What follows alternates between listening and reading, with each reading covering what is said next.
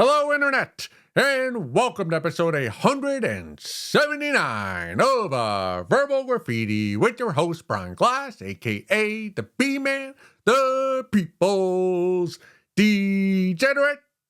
The theme for episode 179er is going to be growing up. We're all growing up, unless of course, you succumb to being a stillborn baby. But if that is the case, or if that were the case, you probably are not watching and or listening to this episode of Verbal Graffiti. So congratulations for not being a stillborn baby and continuing to grow up. God-given, God-willing, I should say, if you do believe in a God. So the fun part about growing up is it gives you a perspective. In this case, my case, childhood, early teen years. And you know, I was thinking about my parents' vehicles. I've always been fortunate enough to be the child of parents who did okay, better than okay in life financially. Not seven figures, but certainly six figures apiece towards the end of their illustrious careers. But I remember I must have been, I don't know, maybe 12, 13, maybe 14. My mom had to get a new car. The way it worked in my family was we had two cars, one for my mom, one for my dad. And when one of the cars, when a new one was needed, my dad would take the oldest car, and then the brand new car would go to my mom. And then and that's just kind of how it was throughout my childhood and into my adulthood. So one of the cars crapped out. I don't remember which one, but the family had to get a new car. So my parents went to the dealership, and in this case, it was Saturn. Now, if you're very young and you've never heard of Saturn, Saturn used to be a car company. They made cars. Saturn, there's not just a planet, it was a car company. And my parents had a Saturn, or they were getting a Saturn. So this was late 90s, 1990s. My parents went to the dealership. They came home. At the time, not sure how it's done now, because I've never bought a vehicle. 41 years old, and I've never bought a vehicle. Make of that what you will. You want to tease me for it? Go ahead. Anyway, so they came home from the dealership. They went there themselves after work, and there was like a booklet of all the Saturns, like the different models, different colors, specs you could add or subtract to it, all the features and all that. And I didn't look at the price. I guess they had said that my parents had agreed to get a Saturn, but then they gave us the booklet, children that is. There are five of us. I'm the youngest. And they said, hey, look through the book. What color do you want to get for the vehicle? The new Saturn family car we're going to get, or my parents are going to get, and I'm going to get the mooch off of. So we're looking through it, and I picked out the teal one. It was like a blue, light blue, teal, kind of think Miami Dolphins, like that type of green, maybe not as potent or not as bright, but like a pale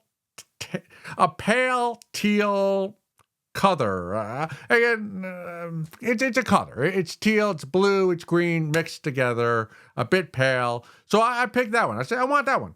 And that's the one they went with, which I think is pretty cool. Now, looking back, I should ask my mom, was that the one you always intended on getting, the teal Saturn? Or did you go with the teal one because I pointed out the teal and said I like that color? I will ask my mom. Thankfully, she's still alive, so I will ask her that later after this episode, because I do record at my mom's house. Moving forward, what I find when I talk about perspective, it's the little things when you're 13, 14 years old that are just so amazing. And for me, it wasn't so much the teal Saturn. And so, okay, so this is what happened. I pointed out, I said, the teal one's a nice one. Get the teal Saturn. So they get the teal Saturn, and then I'm not sure if it was a couple days or a week later, we go to the dealership. I'm not sure if my entire family went, but I was definitely there. One of my older sisters was definitely there, and both of my parents. My older siblings might have been in college at the time or traveling or something. So we go to the dealership, and they have it there inside the dealership, and all the workers, the salesmen, the crew come out and they cheer you as you leave the dealership. Kind of think of it as like pit row for a NASCAR or F1 race. They're all there, they cheer you, and then you leave. It's a 13, 14-year-old, but this is fucking awesome. Like, I feel like a superstar. I've never experienced that, having someone like cheer for us before. And again, I had nothing to do with it. I was in the back seat. I wasn't driving the car, but like it amped me up. And I'm just thinking that now. That's pretty fucking cool. I hope car dealerships still do that. Because that was a nice touch. Now Saturn went out of business, so maybe it's not financially advantageous to do that. But do that. If you work at a car dealership and there are kids like in the back seat when the parents are buying the car, like cheer them as they leave. That's pretty cool. And now that I think about it, that was pretty fucking cool. All right, moving forward, we leave. My dad's driving. My mom's in the passenger seat. I'm in the back. My sister's next to me. It's got that nice new car smell. Even as a 13-year-old, the B-man loved that new car smell. Actually, at 13, I was yet to be the B-man. I was just Brian at that point. So Brian's in the back seat, parents in the front. We leave through the dealership, get on Route 5, the main road, and we start driving home. And my dad, like, does something to the roof of the car, of the new Saturn. Like, he pulls it back, and then he presses a button, and there's a sunroof opens up atop our new Saturn, my parents' new Saturn. And that's what I'm getting at when I say perspective, because at that moment, like, that was the most amazing thing I had ever witnessed. Seeing a sunroof and go, wow, I'm part of a family that has a car that has a sunroof. Again, I have nothing to do with the finances of this vehicle. Actually, I probably diluted the finances. If it were not for me, if I was not here, they probably could have gotten, my parents probably could have gotten a car with a sunroof 5 years prior. But again, when you're a child, children cost money. But he opened up that sunroof. So we're driving home. And he let me put my hand out it. And then when we got home, like, I could, the car was parked, so I could like kind of like put my head over the sunroof. I was enamored with the sunroof in this Saturn for months. I loved it. I told all my friends in the neighborhood, dude, my parents got this new car. It's got a sunroof. And he let me put my head out it, and we would drive. I'd be like a dog. A dog pointing the head out the window. I would put my head out the sunroof. As long as we weren't on the highway, my dad and my mom would let me do it. And it was so fun having a sunroof. I thought I was a millionaire. Like, I'm not kidding you when I say this. Like, a car with a sunroof. And the sunroof back then, it really wasn't that big. You could really fit like a 14-year-old boy's head on top of it. Like, the ones now are almost like the entire top. But back then, that was a big deal. And I was on cloud nine. Like, dude, I'm part of a family that has a sunroof. Like, I'm living. This is life. Let's get after it. I don't want to grow up from being 14 years old. And for some reason, I don't know what it is. Like, I just started thinking about that Saturn recently. And my sister now, she has a car. She has an SUV that has like a big sunroof, moonroof, whatever the fuck you call it now. And it doesn't really do anything for me. It's like, oh, that's nice. That's nice. And that's a drudgery of life. Like, I see a sunroof now, and it doesn't get my dick hard. It doesn't even make my dick move. But back then, I nearly passed out because there was so much blood in my dick for so long. Like, that sunroof, man, that was such a fun car too.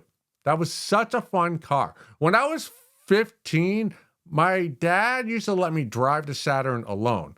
Now, back then, you had to be 16 to get your driver's permit and then 16 and a half to get your like official driver's license. But I was 15, so yeah, just drive around the neighborhood, practice, backing in, doing K turns. So I would drive around our neighborhood. I wasn't allowed to go any further alone after school, no parent supervision. And my parents just trusted me not to wreck their semi-new Saturn with a sunroof. That's so fucking cool. Like I would go down the street, practice a couple K turns, go back, left-hand turn, right-hand turn, a couple blocks. And I never took advantage of the trust my parents instilled in me. Like I never went outside the neighborhood with the vehicle. And now that I think back about it, like nobody, at least from my knowledge, nobody in the neighborhood like told on me. Like, it's not like my parents told all the other parents in the neighborhood, like, hey, we're letting our 15-year-old practice driving before he gets his license alone. I did it, and no one like knocked on my parents' door. No one made a big fuss about it. Like, that's pretty fucking cool. Like, I think today, if you saw a 14 or 15-year-old driving without a parent, any type of supervision in the car, like you call 911 and you get arrested. But back then, like you could do stuff like that. And it was like, yeah, like he's 15, like he's going to drive soon. And of course, he's got to learn to drive alone. Like, well, what's the big deal? So yeah, that's Saturn. They should bring the Saturn back. The Saturn gets a bad rap. I'm not sure if it gets a bad rap. It's certainly not it's not iconic as like the Volkswagen Bug or a vehicle like that. It becomes like vintage vehicle that you can, make money off of, and it's got a whole ecosystem. The Saturn, like you see someone in a Saturn today, and you just assume they're on food stamps. But back then, I'll never look down on anybody driving a Saturn. When I see someone drive a Saturn, it warms my black heart just a little bit. All right, moving along. This next one comes from the subreddit. By the way, before we move forward, if I were to ever buy a vehicle, I don't think I would buy a vehicle with a sunroof. A, because I'm bald.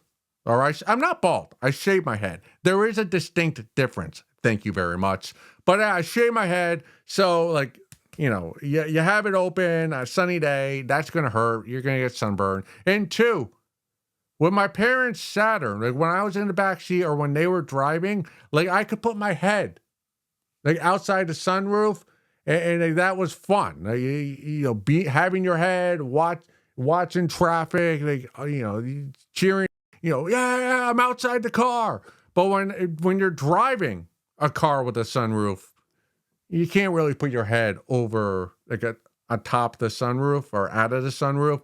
So like it's not as fun having a sunroof when you're the one doing the driving, is what I've learned growing up. Okay, speaking of growing up, let's continue. This next one comes from the subreddit. Is the mic on? Yes, it is. Okay. Why am I bothered by the looks matter less as you age thing? ? A lot of people always talk about how looks start to matter less as they mature and personality and stuff gets more important to them, especially when it comes to dating. But somehow I've never quite happy or convinced hearing that. Maybe because it feels forced or not genuine. Maybe because it's hard to believe that someone would change that much. Maybe because there's resentment. Like the attraction to good-looking people is very inherent, and the caring less about looks as you age thing seems forced in comparison. I'm honestly not sure myself. Maybe some of my fellow uglies can relate to what I'm talking about and help me figure out why. ... Well, I don't know if the B-Man classifies as a fellow ugly. Possibly. Semi-ugly? Let's go that. ugly adjacent, as a ugly adjacent individual, allow me to comment on your posts. Your intuition is absolutely 100% correct. Always trust your intuition. There are two things. As I've grown up and I have perspective and I have experiences, there are two things that adults lie about: money and sex. In regards to you and dating, we're talking about sex. We're talking about, loving relationships with the other. So yes, absolutely. Everybody who tells you, and it tells all of us, that looks matter less the older that you get, that's complete bullshit. That's propaganda. They're trying to keep you down. You've been down your entire life because let's just say you're an ugly. All right, you're 5'5". Your face is filled with painful cysts that are the size of a golf ball. I had those in college. You walk weird. You have no sense of fashion. You have acne. Your hair, you're already balding and graying. Your armpits smell. You're an ugly. You're overweight. You're heavy set. Your pants sag off. Like you can't find clothing that fits. You're ugly, right? You have no shot with the babes when you're 21, and everybody tells you, "Oh, just wait till you're 32." When you're 32 years old, all those babes who wouldn't give you any attention, you were invisible to, well, when they get divorced and they have a child, and their husband cheats and leaves them, those divorced women will give you a chance. The B-man is here to tell you, no, they won't.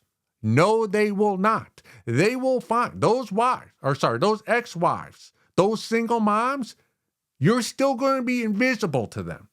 Those women, those babes, they'll just find another attractive guy to fuck and start another family with. You're going to be invisible from age 20 till the day, whatever day it is you die. I am actually here. I've thought a lot about this. It's something I'm always thinking about looks. I'm definitely a looksmaxxer believer. I don't necessarily looksmax myself, but I do believe in looksmaxxing, the theory of it. But now, because I too have heard this, and that looks matter less the older you get. Something I didn't realize until maybe several years ago, which might, again, maybe I'm naive, maybe I'm just a dum-dum, but dating is competition. That's really all it is. It's competition. So all these people putting out this propaganda. Oh, don't worry about your looks. When you get older, your personality is what matters. No, they're lying to you to keep you out of the competition, out of the pool of potential daters. They tell you to keep waiting till you get older, till you get more money, till your personality matters more than your looks. It doesn't. Or your status in life. It doesn't. They're just saying that so you won't try to date, so that it's easier for them, the people pushing this propaganda, so it's easier for them to find a partner themselves, a lover themselves. Because the biggest fear that most people have is dying alone in a basement apartment littered with empty Red Bull bottles or cans. So they'll do whatever they can to push out as many potential competitors as they can in the dating market. So that's why they lie to you. And actually, the more I ponder this, the more I let it simmer, ruminate up here, I'm going to pull a fast one on you. I actually believe it's the complete opposite. It's the 180 of what we've all been told. I actually believe the older you get, the older you become, looks matter more. and personality matters less. I believe full-heartedly, black-heartedly that is, that your personality matters when you're younger, more so than when you're older. I say that because I have perspective. Again, there's a theme this episode. All right, I've been to a lot of parties now, or a lot of engagements, weddings, formal events, where most of the people in attendance are in their 40s and 50s and 60s. And I don't know what it is, but there's something that happens between the ages of 30 and 40 where most people's personality evaporates. Like you attend a social gathering where most of the people there are in their 40s and 50s and 60s. Nobody has a personality. That party is as fun as a limp dick. Like nobody has anything fun to say. It's once you hit age 40, all anybody ever talks about, and maybe you don't know this if you're younger, the only things that get discussed are housing, mortgage rates, interest rates, home improvements, home renovations, where you went on vacation recently, where you're going to go on vacation next summer, how are the kids doing, where are they going to school, how are they doing in sports, maybe some sports gambling conversation. Like, what do you think about the Yankees this season? What do you think about the Giants? What about the NBA? How's your health? How's your health? What medications are you on? Like the conversations for 95% of the NPCs, the normies out there, it's like, why do we even get together? We left our couches, we left our homes, our apartments, our studio apartments to gather, to talk about mortgage rates. Like nobody over the age of 40 has a personality. It just evaporated. I don't know why. I don't know. I don't have an answer for that. But so what I'm getting at is like nobody over the age of 40 has a personality. Nobody, like if you go to or I'm not married, I don't have children. I talk about my dick a lot. So when I go to a party with all my friends and family who do have kids and families and a normal life, mortgages, they're actually living life somewhat successfully. Like if I start talking, if I chug a beer or if I, talk about some bitch at the gym that I was leering at as she was squatting, or if I tell somebody, hey, you want to smell my fingers because I finger popped a babe recently, like I get looked at. Like I just took a shit on the kitchen island. Like that. But if I was 20 and I did something like that, we would all laugh and giggle and make jokes, inside jokes about it, because we were all doing the same thing. So there is nobody over the age of 40 has a personality. So the only thing that can differentiate you from the competition in the dating market, that is your looks, because everybody's personality is non-existent. So looks is all you have. So the older you get, the more important your looks and your appearance and your hygiene matter. And that's honest with you. That is being honest with you. Because I know let's say when I was 20, just to keep it like an even number, 20 years old, most of the guys I was hanging out with, none of us were anything good to look at. Like none of us were sexy. No, we were okay looking. But wow, there was no wow, look at that guy. Like we were just all normal 5, 6, maybe 7, in the beauty scale of 0 to 10. They know maybe even some 4s too, 3s and a halves. But almost all my friends fucked. Most of them had girlfriends that were pretty attractive. You could bring out in public and proudly be like, yeah, this is my babe. Like we're together. And it's not because those guys had looks going for them. It's because they had a personality. Because we were a fun, like, we were a fun group to be around because we would drink, we'd go to parties. We were up to date with pop culture. We knew all the local bands. We knew, uh, uh, we knew the slang, the lingo, the fashion, the music, the sports. We knew the cool, like, the cool stores to go to. We knew, we knew the random venues that had bands playing.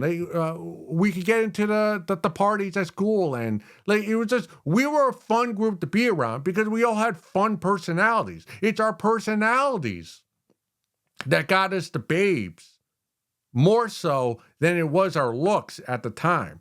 Because when you're 20, what you don't realize is you're all kind of good looking, right? And maybe when you're a 20-year-old among other 20-year-olds, you view, yeah, you're scaling everybody from, 1 to 10, from fuckable to unfuckable.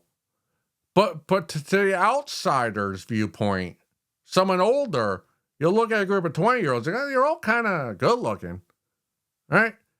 Like, even if you have acne or you're doing something terrible with your fashion to try to look cool, like you're still a pretty, girls and boys alike. You're all kind of, you're attractive, you're fuckable, you're fertile. Like, that's what you're supposed to be when you're 20. So, like, if you're all kind of fuckable and good looking, like, the personality is what separates you from the competition. Whereas when you're 40, it's your looks. Because right, it's what we all do when you get older. You whether it's Instagram, Facebook, TikTok, you're looking up friends, past people you knew from work or high school. The first thing you're noticing is how they look, not their personality. You're like, oh, that person fell apart. Like, I had a friend, Mike. I probably won't say his last name, but he played football. I was kind of good friends with him in high school, or a couple years of college too. Like, we would party together, and I looked him up recently on Facebook, and I think he's better looking now. Yeah, he's gained a bit more weight, but he just looks more distinguished. I'm like, oh, well, good for him. Like, he's looking better than he did in high school. So, like, the looks matter as you get older. Because the one thing that 20-year-olds have that 50-year-olds don't is that your skin is tight. Right? It's got the elasticity to it, whatever it is that you call that word is called. Like, it's tight. Like, sometimes I look at my nieces and nephews, and they'll be with their friends. Or I'm an elder statesman when it comes to comedy now. So when I go out to do stand up, like, I'll be hanging out with a bunch of guys and gals in their, like, early to mid 20s, and sometimes I'll catch myself going, wow, they're all like, their skin is all tight, and they could be ugly, but it's like, well, their skin is tight. So, but again, you're 20, so yeah, actually, yeah, they're lying to you. Like, your looks matter more when you're older than when you're just a 20-year-old ball of fuck trying to fuck. So yeah, your intuition's correct. And if you're an ugly, you better fucking change it, and you better do some looksmaxxing, because nobody has a personality post age 40, as I've just said the last 10 minutes. So let's go look at a video.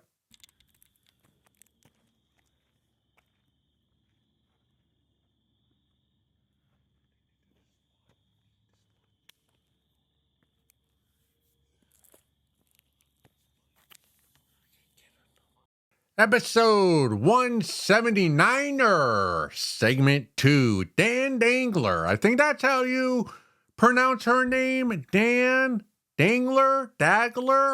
She is a star of the smut. She makes videos of herself doing smut via the net and camera, sells it, makes money, has a very, very big following. I am a fan of hers. I follow her on, not Instagram. Actually, do I follow her? I actually don't follow the smut stars. Because I just, if there's a star I want to see, I put it in the search bar. I try to only look at smut when I want to look at smut. Therefore, I don't follow smut stars via social media, because I don't want to scroll and then see smut when when I don't want to see the smut. But anyway, Dangler, she's a bodacious star of the smut. Her hair is blonde. I'm not sure if it's natural, but she's got breast augmentation. She may have a BBL too, a butt augmentation, Brazilian butt lift, I think they call that. Her body is modified. So I feel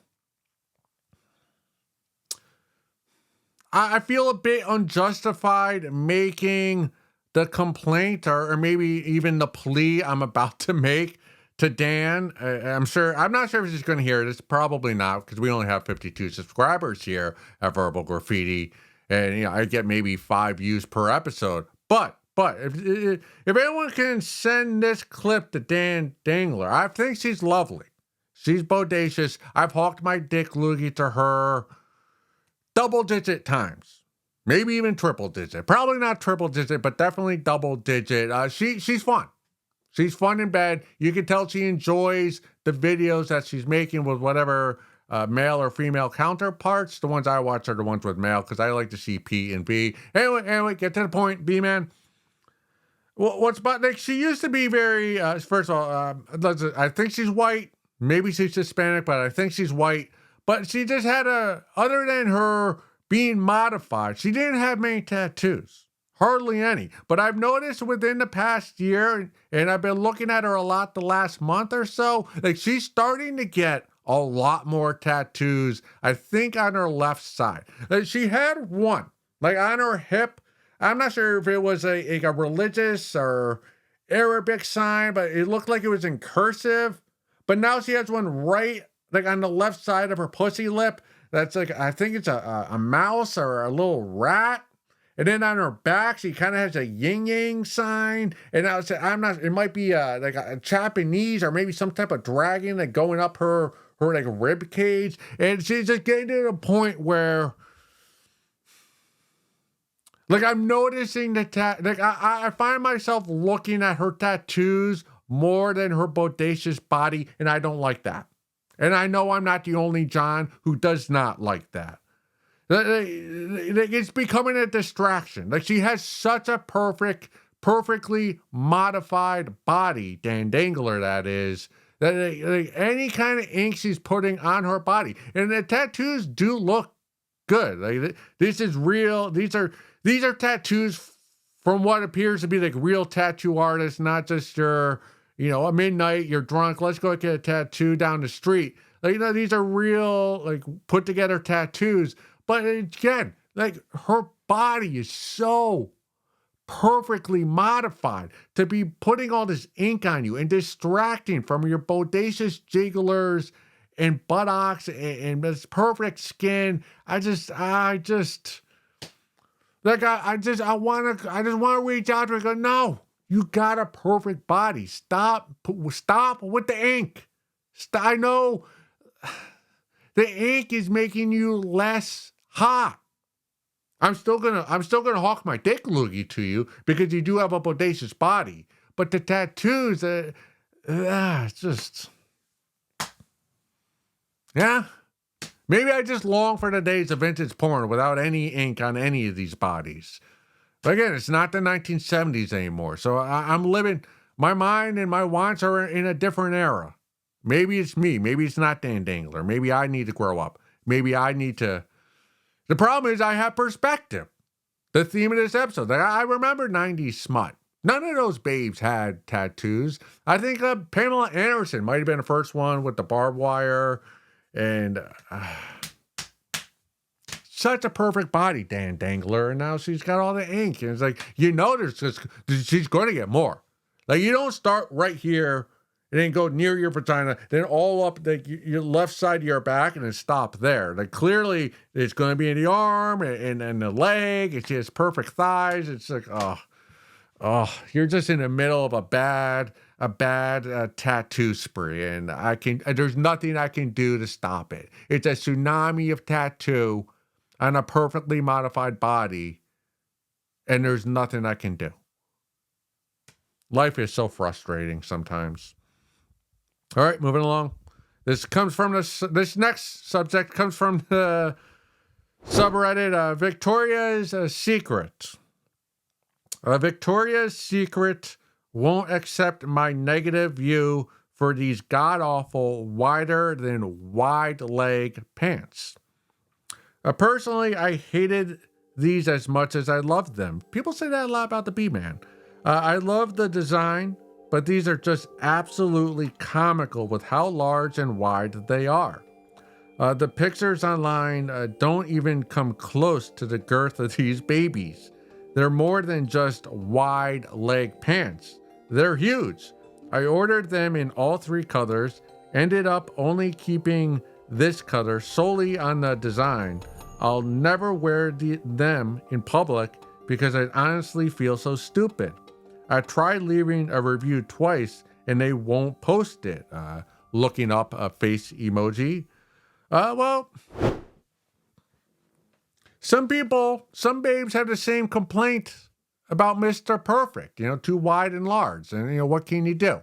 Back to yours. Enough with the silliness. I feel you. I'm going to judge you for buying 3 pairs of the same pants. That's how you get in credit card debt. Hopefully that doesn't happen to you. Yeah, speaking about Dangler and her bodacious body and ruining it with tattoos, and looking back on previous eras, am I the only one who feels like I'm walking through 1998 again when I walk outside and I see the fashion? Like I lived through the late 1990s and I survived. I should not have to go back and live in that world with those wide-legged pants, but I am. And I feel like I'm the only one who's pointing this out, complaining about it, and I have no soldiers with me. Hopefully I could gain some here. I was in middle school in the late 1990s, and it was the wide-legged jean era. Like all the cool kids had the JNCO jeans. And just hearing that word, JNCO, like if you survived in the late 1990s, the word JNCO, it's just like electricity up your spine. JNCO. But yeah, every cool kid in the hallways. My middle school, Moran Middle School, had the JNCO jeans, a 32-inch, not waist, leg. 32-inch leg on each side. The wider, the better. They'd walk around the hallways in those tripping hazards called pants. And that was it. That was it. That was a fashion. That was a symbol. None of them were skaters. They were all posers.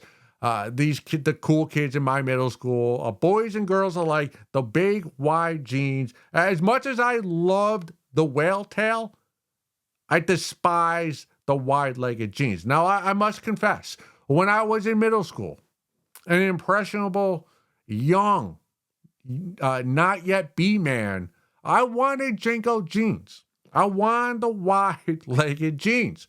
But thankfully, I had 2 parents who cared about me. Now, at the time, I was upset with them, but looking back, I'm grateful because my parents cared about me. And that's why they wouldn't buy me these ridiculous JNCO wide-legged jeans. Because now, you look ridiculous. You look undignified in pants like that. So we are not going to allow our son to wear those pants. And funny enough, right, in middle school, the JNCO jeans, I wanted them. My parents wouldn't let me get them because they cared about me and my dignity. But then all the cool kids, right, you used to brag about how many CDs they could fit in the wide pockets of their JNCO jeans. The first day of high school, freshman year, none of them wore the wide-legged jeans anymore. They all wore, they had transitioned to American Eagle, Abercrombie & Fitch prep attire. Like you were not allowed to sit at the cool kid table during the lunch hour unless you popped your collar from your American Eagle t-shirt or like a polo shirt. And I remember my friend Cheese and I and Dave, like we would talk, like, and Drew, we talked like, how did this happen? Like, was there a meeting like during the summer with all the cool kids where, like, how did they know that JNCOs were out and then American Eagle, Abercrombie and Fitch were in? Like, how did that happen? And then we would call them out for it and we'd be like, yo, this is bullshit. Like, you were pretending to be a skater 3 months ago, and now you're like an American prep boy. Like, what the fuck? And they would just poo-poo us, but like we knew because we were real ones. But I'm talking a lot about myself and not the Victoria's. I'll just say, I just bring that up because like that is the fashion. That is the fashion trend today. Like, you go out in a metropolitan area in the year 2025, and all the basic bitches are wearing those wide-legged, thick denim jeans with a skin tight halter top, and they think they're the hot shit, but they're not. They're not. They look ridiculous. They look like clowns. They're undignified. And what I just kind of picked up on now that I'm talking about this is the reason. The basic bitches wearing the wide-legged jeans in 2025 have the same problem that all the cool kids in 1998 had. And that problem is they have parents that don't care about them. They have parents that are distracted and don't care about their well-being. Because if those parents did care about their basic bitch daughters, in the year 2025, they wouldn't let them out the house in those wide-legged jeans that make them look like a clown and are tripping hazards. It's what the year is. Looking back, 1998. That was it. In the year 1998, like, it was pretty evident. If you had frosted tips in your hair and you wore a XXX, a South Pole t-shirt, like, everybody knew. You had parents that were negligent to you because they were drinking and doing drugs. And I suspect that's the same case in 2025. And I'm not happy about it. I'm not happy. Parents, get your shit together. Right? I survived 1998. I should not have to go in 2025, downtown wherever, and see a bunch of basic bitches wearing these wide-legged jeans, fucking Converse sneakers, and some like stupid tight halter top. You look ridiculous. It's all off balance. I hope you trip and you fall. But back to you.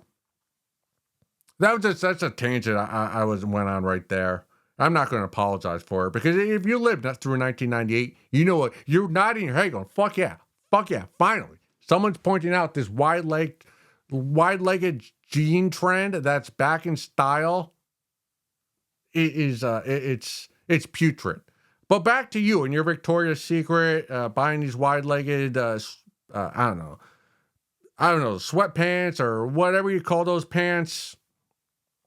You should be less concerned with Victoria's Secret. They're kind of being shady with the review section and deleting your negative reviews. And what you should be concerned about is why you originally thought these pants were sexy. All right? You're a basic bitch.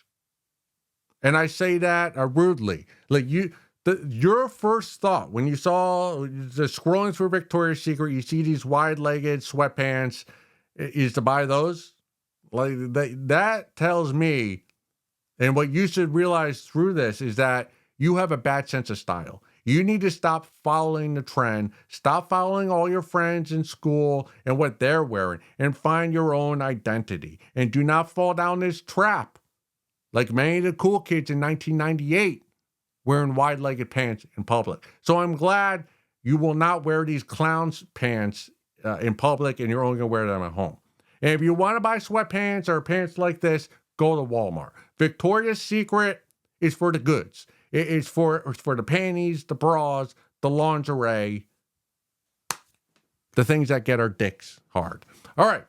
To you and everybody else, go suck a fat one.